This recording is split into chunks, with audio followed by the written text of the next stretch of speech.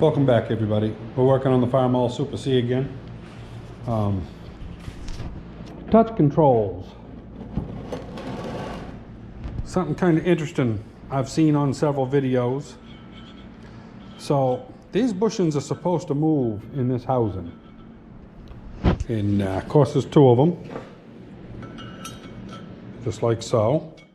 One of mine was free like it was supposed to be. One of them was not. I think it was this one here was seized up. But I'll explain how this works real quick before I put one together. You've got this spring, washer on this side, which, well,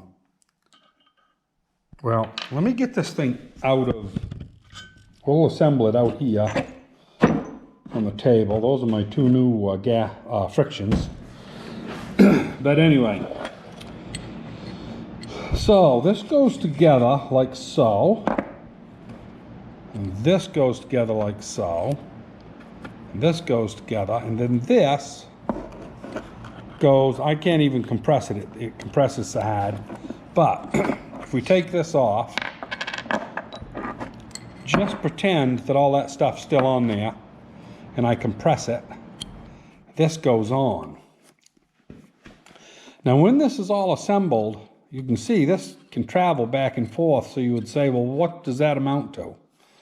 Well, what it amounts to is it takes the torsional load off of this spring, because this here, which will be in here, moves with everything. This washer, which is in there, I'm hoping I'm probably getting out of focus here, but this whole stacked assembly, everything moves as a unit, where that's got a square edge over here.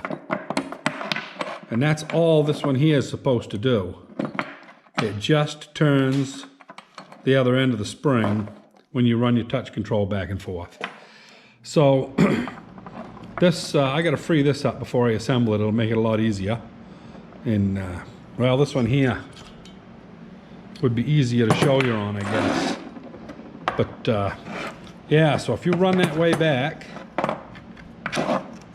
I'm gonna go get the stand here and then I can do this a lot better. We'll do another take on it.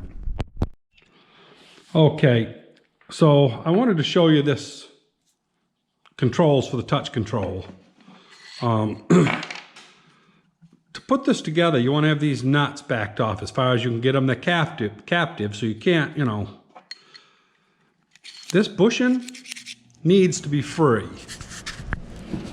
The reason is, I'll show you in just a minute, it allows it to compress the spring. Okay?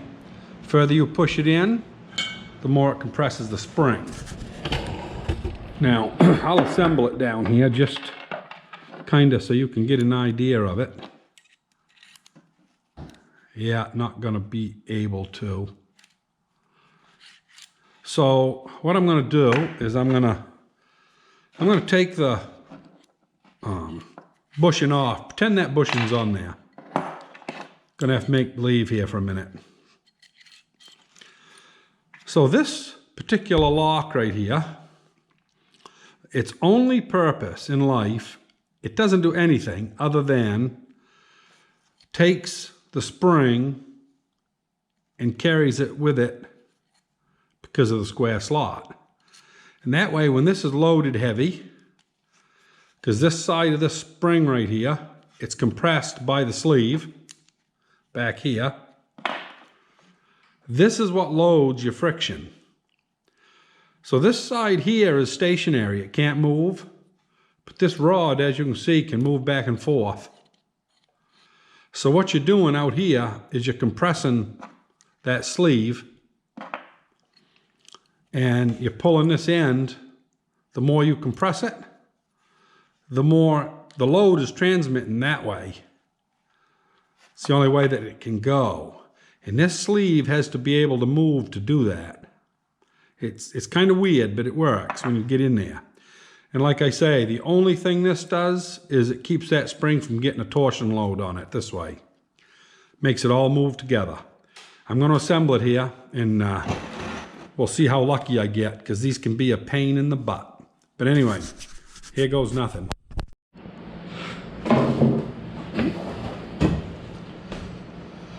Okay. See if I can compress that with my fingers. Wow. Maybe not. These are pretty stout springs for the size of them.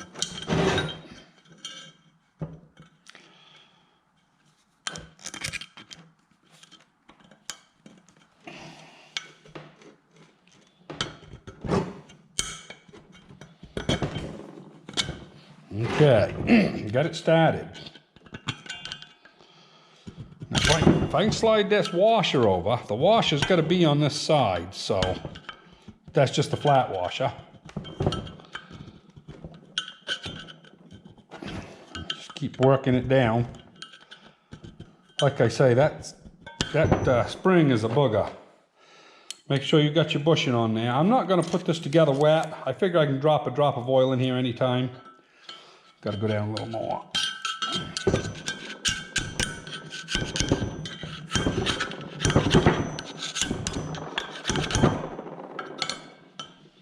Let's see where I am. Got to go down. Okay, that's got to go back a little.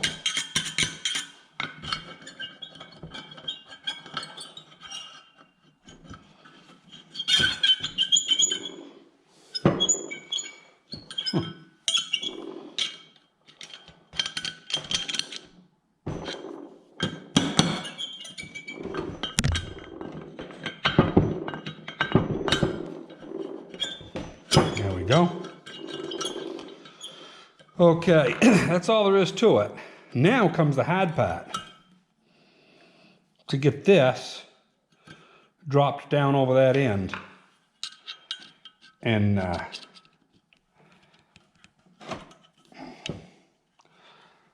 I might actually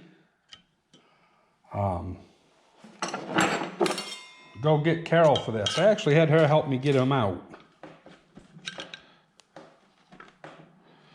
Yeah, I think I will, because if she does that, she can take a pair of needle nose and drop that right in. So I'll be back in a minute. I just noticed there, this handle wants to go towards the operator at about a 45 and make sure that that pin is horizontal. Because if it isn't, it means that you've got the wrong side in. And I'll show you what that does. If I put the one I had in earlier, which I hadn't noticed, that's vertical right there, that'll put your handle on horizontal. So there is a right and a left to these. You got to pay attention to that. I was going upstairs to get Carol and I happened to think of it. But she's going to take this and slide that right in there like nothing, I hope. Where's the square edge? Okay, the flat should come right in this way, the way I got it.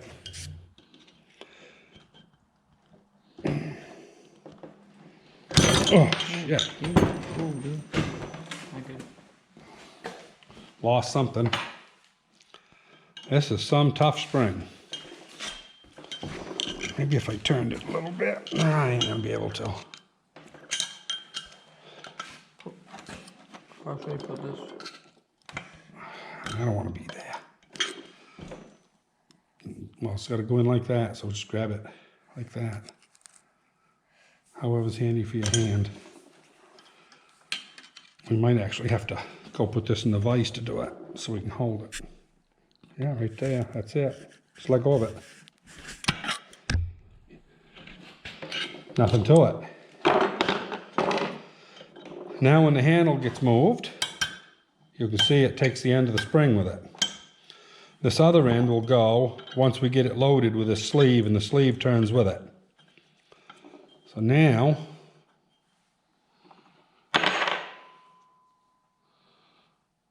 yep.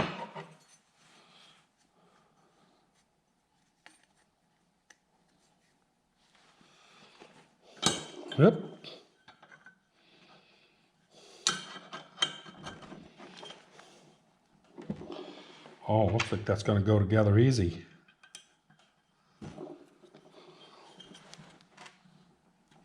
Just wiggle that in with your finger. There. Of course, you know, me and Carol, we just having trouble there getting that lined up, but anyway, it works now. Now you can see that both ends of that spring are carried. One end by the washer, which is being pushed by the sleeve. So this all wants to move. Make sure when you put it together that that all moves. And then to adjust it, to get a little bit of clearance over here, all you have to do is run that in. And whatever you run that in will get you clearance over here for wear. And basically you just want to have, I don't know, 20 or 30 thousandths over there. Not a lot.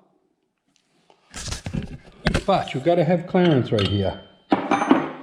You can see now, that's the load or the amount of wear that we can take off. Once this bottoms out on this housing, you lose your friction. And that's all there is to it. Now I just got to do the other side. But it's identical. So a little bit of swearing. And yeah, don't hesitate to go get your favorite buddy, you know. That's what I did. And me and Carol get it together. So anyway, that's something that's misunderstood, is that these things here have to be free and traveling. If yours are stock, free them up. Otherwise, it will not work correctly. Anyway, hope this might help somebody, and we'll see you on the next one. Well, as you can see, we got both sides in. Got about 30 thousandths, good strong 30 thousandths on both sides for wear. They both got a good bit of drag on them. These cork spacers there for frictions, mine was wore right out, right almost to the metal. And they're supposed to be about 1/4 of an inch. And I didn't have 1/4 inch stuff, but I had a piece of 1/8 inch. And I took the 1/8 inch and I used this Extreme Loctite super glue. And it's good stuff. I also use it to put the band wheels on my bandsaw, the rubber onto the cast iron, and it works fine. So I just glued the old one to the new one. I sanded it up first to clean it. So I've got 2 pieces of cork glued together, and it's going to be fine. And yeah, so all the hard parts done on assembling this. All I got to do now is give it several coats of paint, and yeah, I got to put the bathroom too, but I'll do that after I get it painted. So anyway, for anybody tackling this thing, I hope that's a little explanation, and I hope it helps somebody. And don't hesitate to hit the like button and subscribe, and we will see you on the next one.